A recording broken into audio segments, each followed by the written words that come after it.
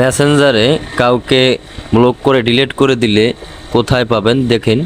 সর্বপ্রথম মেসেঞ্জার একটা ওপেন করবেন, এরপরে এই টিকন মেনু দেখতে পাবেন, এখানে ক্লিক করবেন। তারপরে উপরে দেখবেন সেটিংস অপশন আছে, এই সেটিংস অপশনে একটা ক্লিক করবেন।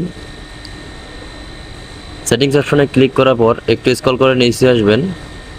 নিচে আসার পর এখানে দেখতে পাবেন প্রাইভেসি অ্যান্ড সেফটি, এই যে প্রাইভেসি অ্যান্ড সেফটি এখানে ক্লিক করবেন। এখানে ক্লিক করার পর একটু নিচে আসবেন, স্ক্রল করে নিচে আসবেন।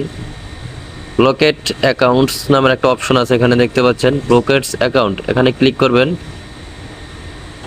এখানে ক্লিক করার পরে যত আইডি আপনি ব্লক করছেন সমস্ত আইডি এখানে আছে, আপনার যেটা খুশি আপনি চাইলে আনব্লক করতে পারেন। এখানে ক্লিক করে, এখানে ক্লিক করলে আপনার সমস্ত আইডিগুলো আনব্লক হয়ে যাবে, শুধু আপনি যেটা আনব্লক করবেন সেটাই।